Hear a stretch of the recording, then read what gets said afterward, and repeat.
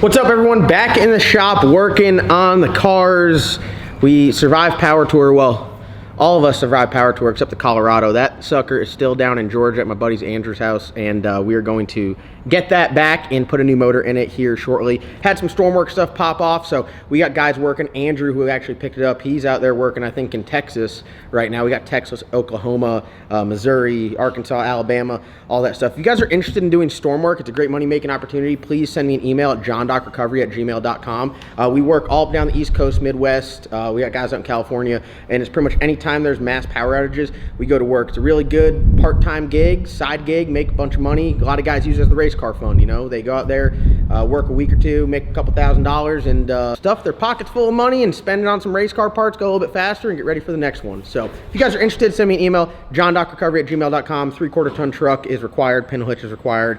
We could supply you with the rest of the shit. So we got Slick Rick behind us. We did some testing with Slick Rick and the Black Sheep. I think it was very good. Darlington was the last time we actually made it down track. We went to the Rock, and the Rock was just not ideal track conditions, racing conditions with the Black Sheep, so we're just gonna throw that one out. You gotta have that goldfish mindset. You gotta be able to forget stuff quick. So the last time, in my mind, that we actually went racing, or testing, I should say, Slick Rick and the Black Sheep went down. The Black Sheep was flying on very low boost. This sucker right here, very soft 60 foot, but the chassis worked just like we wanted to, and it went a very, I think, respectable time overall for the power tune-up that was in it. When we got back to the trailer, we noticed a big chunk of the front bumper was missing, and we look at the data, which I love this thing because it's got so much data. So we pull up the data, and it had some like little goofy things going on. So the car sits pretty low, but it's shaped like a wedge. The Black Sheep sits pretty low, but it's shaped like a brick. So when they go down track, one gets pushed down, and the other one just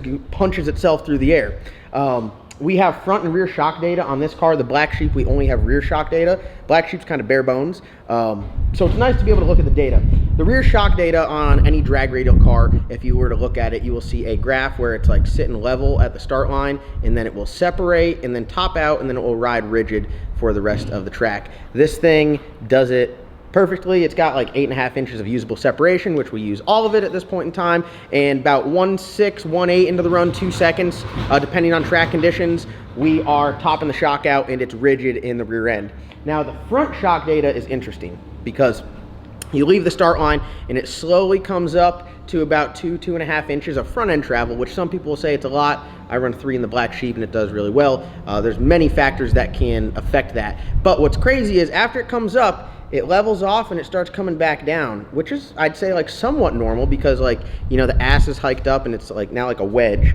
But what's crazy is then it goes past ride height and it goes down and then it goes rigid past ride height. So essentially what it's doing is it is shoving the nose of the car into the ground solely off of aerodynamics and downforce. I'm no expert in that, but I know it's shaped like a doorstop, and if it works anything like a doorstop, it will, you know, the faster it goes, more pressure on the front, down the front end goes. And that's an issue because we're tearing up our front bumper and there's a big turbo behind that. I don't even know, maybe the turbo's scrubbing the ground the whole time we're going down the track. But the data is very useful. So what we're gonna do today is we're going to just kind of address some things. It was a newer build. We're kind of going over everything, getting everything ironed out how we want it to operate. So we are going to look at how much rear separation we have.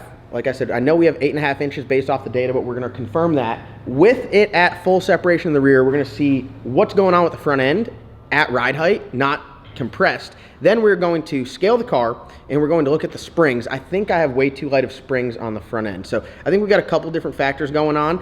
We probably could take a little bit of separation out of the rear because it does have a lot, and a little bit firmer spring up front, and maybe that should solve this issue. But the car overall, if you just look at the data and compare it to the Black Sheep, it acts exceptionally well. The Black Sheep works good when it's working good, and this data looks even better than that. So it's very exciting. So we're going to, I guess, start jacking it up and see what we can find. About 6-8 inches tall.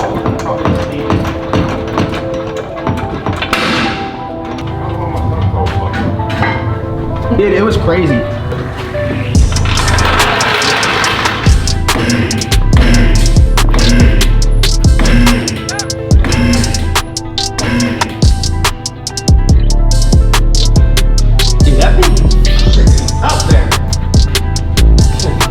So we been mathing, we've been discovering, we've been figuring some things out. As you can see, kind of this angle that I had down here when you're looking at it, fully separated, it is insane. A lot of separation. So the way it's sitting right now is with 1 inch of rear separation taken out of it. So the way we've been racing it, the way we've been going down track, it had 1 more inch. This looks insane. The additional inch looks even more insane. Does the vehicle look very tall from behind when you're on the start line? Does it like look obnoxiously high?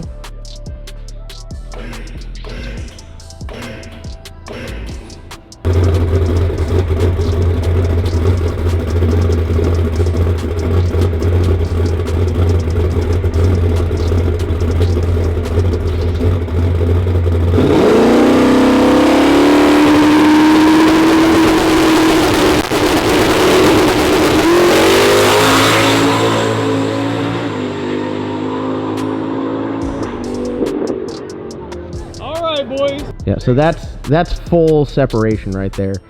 There are some things that you do have to address when you're running a vehicle with this much separation. Your driveline angle is very important. Also, like your U-joints can catch hell if it's not set up right. So all that stuff has to be looked at. But what we found out was with the front shock not compressed any, you have 2 inches of ground clearance from the front bumper, really just like the lip to the ground.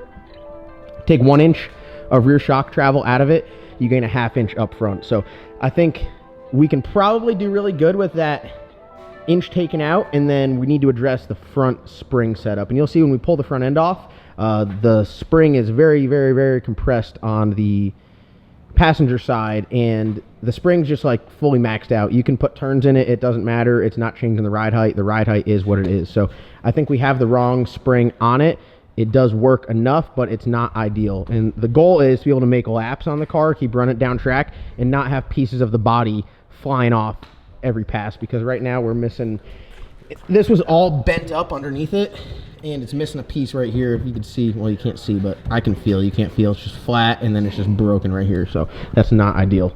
Plus there's a massive turbo behind it, so we don't want the front end dragging the ground. I just got my springs ordered up. We want some QA1 springs, 12 inch total length, 2.5 ID, 225 pounds. So as you can see, this thing right here is just, it's got like an inch showing, and then you're on this little rubber stop, which has probably seen hell lately. So put the new springs on there, everything should be good to go. Reset the ride height, and then I'm gonna take 1 inch of rear travel out of the rear. So if we climb under here, show you guys these beautiful QA1 mod shocks. All right, so we're running 1 spring right now, which a lot of people are confused by, but the 1 spring does work. This is a 100-pound spring. The reason why we went with this is because with 2 55-pound springs, we could not get the right ride height. So we got our tender coil on there, we have our spring, and then we have our ride height. There's 2 ways that you can, no, I guess there's really 1 way you can do this because the top's not adjustable.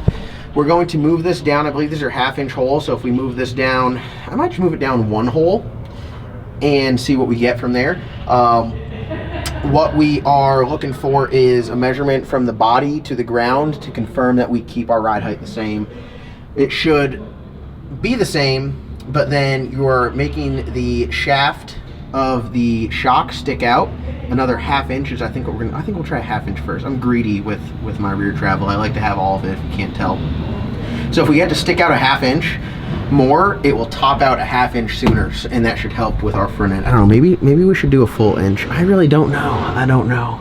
It is nice when it separates all the way, but I'm gonna be pissed if I keep tearing up front ends, because it's a pain in the ass buying front ends and making them fit and doing all this other legwork. So ideally we don't tear up the front ends.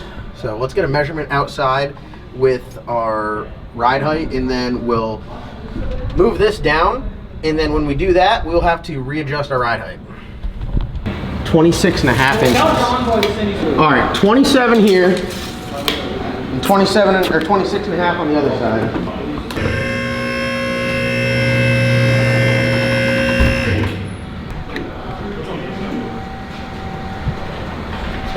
Hear me out. I take only a 1/2 inch of rear travel out, or a full inch. Is a 1/2 inch even worth it? I would take an inch out of it. An inch? All right. I'm pretty sure those holes are ½ inch, so I'll move 2 holes. I would take an inch out. That's just me. I think I'm gonna take. Well, I mean, taking a ½ inch out of it's kind of useless. I think. If it'll still work. I mean, it would probably work if we took 4 inches out of it. Let's be honest. If it'll still work with an inch out of it, the car will be drivable a whole lot better. Yeah, I don't want to have to keep putting front ends on it. I think that's my issue.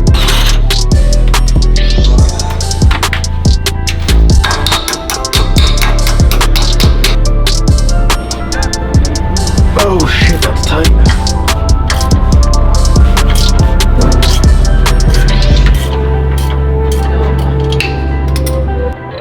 Which way do you want it to go, up or down? Just bump it up. Alright, there.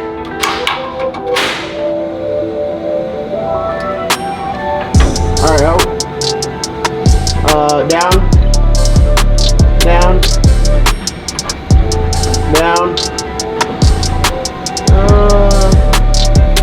Down. Oh. I think that's it.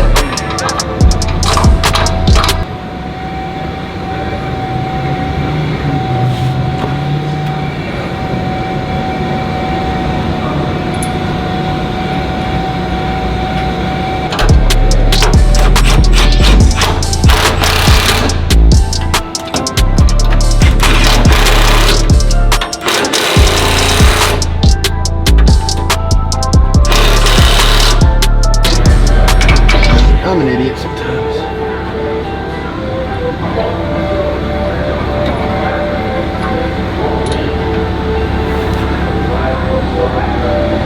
Oh, got a compression on this guy.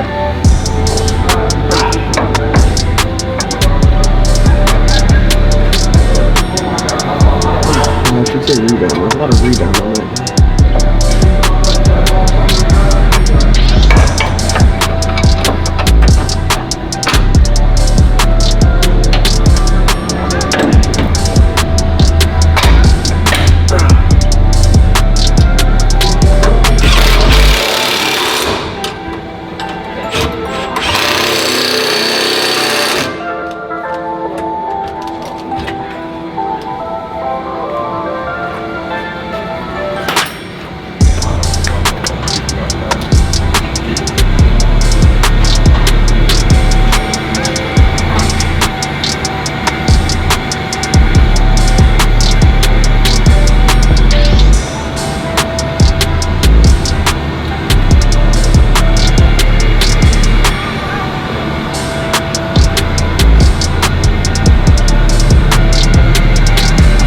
It's 1 inch lower on the dot.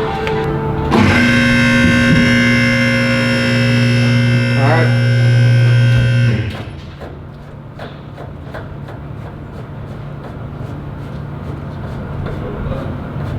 I feel confident in that amount of rotations.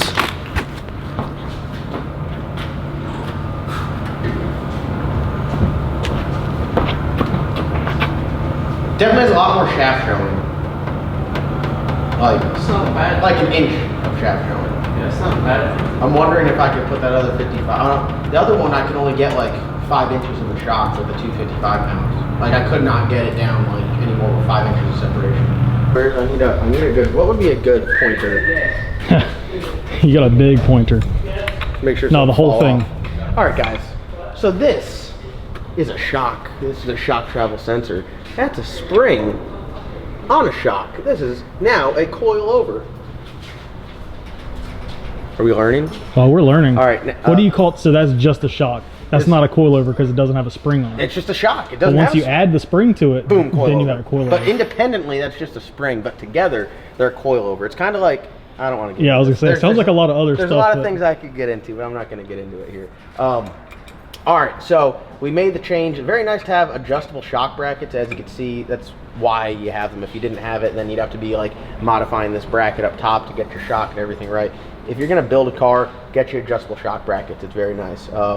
One thing that I do want to do here, if you come up here, like at this angle here, it's kind of tough to see because there's a bunch of shit in the way. It's easier to take the tire off. This is your 4-link adjustment on the rear end housing. Right here is your 4-link adjustment on the chassis. As you can see, we are 3 from the bottom right here. Ideally, I'd like to drop this down a hole. That's like the goal, and what that does is going to push your instant center a little bit lower and a little bit further out.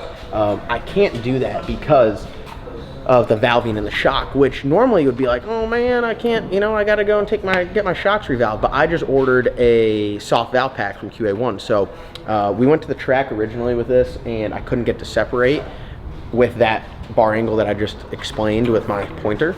So I had to put more bite in it just to get the car to separate. And we're on a medium valve pack on the softer side, and the car is separating as we want it. I'd like to tame it down, take some bite out of it, and then put that soft valve pack in there and be good to go.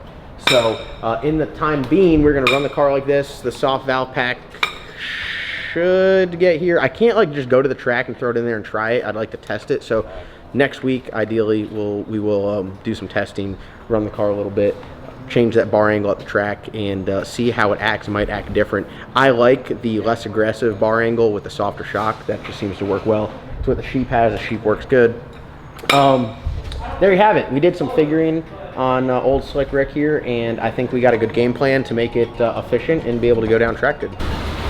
Great progress today. Scott decided to show up today. Wasn't even planning on working in the shop, but we got a bunch of stuff done, bunch of stuff ordered. Scott has been promoted here at the shop. He is now the director of safety. And as the director of safety, he gets to look at all of the stuff that I forget about. So you've been revoked. Let's do a review. Scott, what'd you find on this?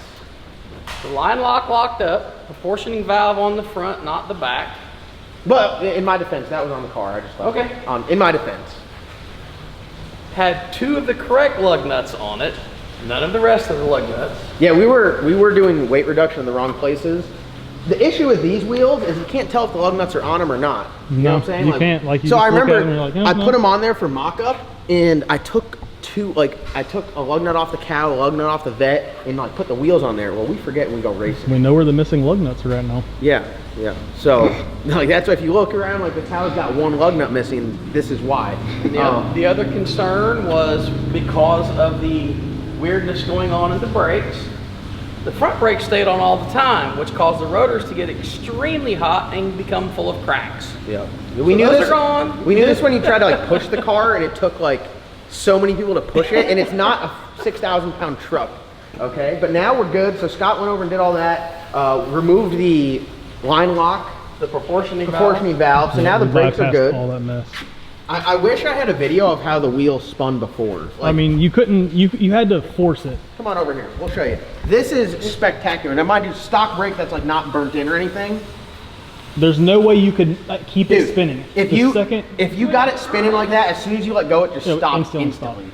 So that is good. The car never really stopped all that well. That's why we put the parachute on it. So I feel a whole lot better about the car stopping. We're gonna be offering ride-along experiences in this car. So from front to toe, head to back, we wanna make sure it's safe and everything's good to go. So we got some lug nuts ordered up. We got fresh brake fluid in there. All new brake hoses. All new brake hoses, new calipers. Scott, as the director of safety, Scott is really taking this job seriously, you know. It's almost like Scott has an aviation background where you can't have stuff like this occurring. Let's go investigate the harness situation. The harness? Did you look at the harness situation in the car? Which one? The passenger? Oh, never mind. So I have not. No. Listen, so I remember when we went down to Myrtle Beach, we just threw the harnesses over the shoulder. Like, yeah, we'll just throw them on because we're just cruising. And then I go to give my mom a ride in the car, and I don't have a lap belt. It's just the harnesses. I was like, we're not gonna do anything stupid. I'll just roll into the throttle. Everything will be good. Just throw these on. So she like puts them over her shoulders, and I'm over there like strapping in. Because if you have it, you don't just your mom, John. I know. It's your mother. So we're gonna do better. We're gonna install a new set of belts into a curtain seat, which is fine, and we're gonna put a seat cover on it. So the belts themselves, like the shoulder belts, they just wrap around the bar. We'll mount them to the chassis for the. Don't mount your belts to your seat. I see people do that. That is a no-no because the whole thing will just go flying. So we'll get the harnesses in there correctly. We're going to offer some ride-along experiences. I'm up in the air about a driving experience. You think so? Scott's about it. I think we're going to offer up some ride-along experiences and some driving experiences And I think this is the perfect car because this car, it just drives so good. And it's so simple. At the moment, it doesn't have a dash in it, so it takes away a lot of the distractions and just lets you drive. Yep. Because my ear can tell, and most people's ear can tell when you're on the rev limiter, so you don't need a gauge to tell that, you know? And a lot of stuff happens faster than you can really look at gauges and Yeah. react. And now the alignment's spot on. You know, the car just works well. And I think when I have it turned up all the way, it's probably a little bit much for the setup of the chassis, but if we turn it down, I think some people can just make some killer passes. And, you know, there's so many people out there that don't have the ability to, the time, the resources, the money, the knowledge to go out there and build a 5-second car. So to be able to offer up, hey, you know, we'll teach you how to make a 5-second pass and you can drive it, I think there'll be nothing cooler than that. So that's what we have on the agenda in the future here over at the Nasty Racing Camp. But it is humidity is 10 million in here. It's 6,000 degrees, and I would say the atmosphere in here is equivalent to the word swamp ass. like, oh, what's the temperature in the shop? Swamp ass is what it is. So, yeah, just getting shit knocked out. The black sheep's ready to go. I'm up in the air if we're going to Z-Max for Street Car Takeover this weekend. I'll let you guys know if we're going to attend that or not. But they're calling for a lot of rain Wednesday, Thursday. What are we gonna do in this? Street cars. Hey, should we change the gear in this and run quarter mile? What gear's in it? Hear me out. Just let out of the 8 and still probably run out of half their lives. It's 373? No, you put something higher. It's got 410. like a 410 or 390 gear in it. Yeah. It's turning some hard. It probably wouldn't even slow it down that much. No. I mean, In the 8th mile. Hey, there's a 373 sitting right all there. I know for is you. this: I can lift at the 8th and run an 8-second quarter mile. Yeah. Probably put a 325 gear in this thing, zip, right down the racetrack. 327. Do we want to do that though? Do we want to run quarter mile? I don't know. Let's Quarter mile is going to be in the 180-ish range. Well, hear me out. You don't have enough cage for that It's either. got a 6-point cage. Yeah, We're not doing You're gonna that. have to run. You're gonna have to run the quarter mile race, but let out at the 8, coast to the quarter, and then hope you don't get an 850 or faster. This guy might. I mean, quarter mile is a long time. What do you mean? I just want to point something. Mason, settle down. I just want to point something out. Whenever I'm all hyped, I don't say I want to have someone to keep me grounded, but Mason's always over here to tell me what's the issue, why this is going to fail. He's like, this stout motor that makes 1,600 and makes multiple, 140 to 145 mile, 8th mile passes every single night and every time we go to the track, it's just not capable I mean, of it it. loves that. I'm just saying, a whole nother 8th mile beating on. Oh, another 2 seconds. Oh, a whole nother 2 seconds of throttle. I'll get off and pull my foot. That was a great thing. That was me. What's late check?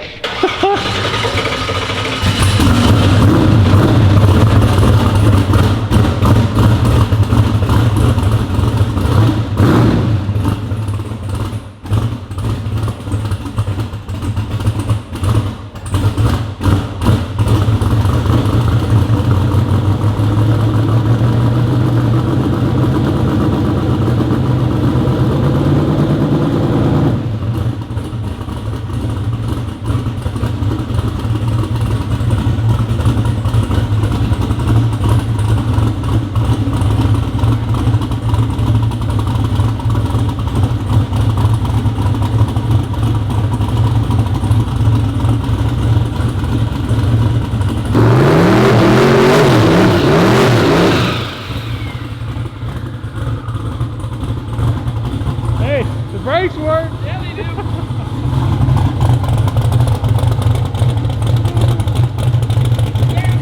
I couldn't pull it back.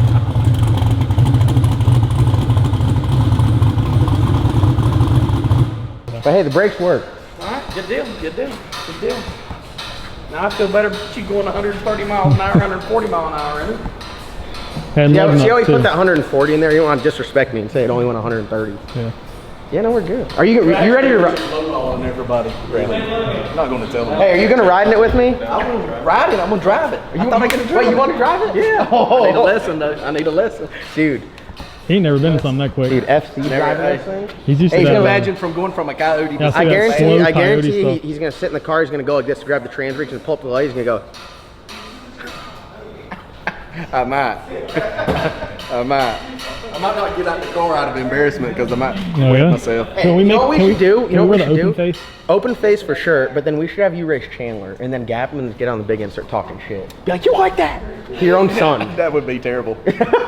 That would cost me all over. First of all, it would hurt my relationship with my son. Then it was going to cost me money because he can be like, Dad, I got to go faster. I'm like, there's no way to do that. Or if he gets out on the big end and just beats your ass. Probably that might happen. That might happen. Hey, you ready to get redemption? Oh, yeah. What do you got to say to the people that were talking smack?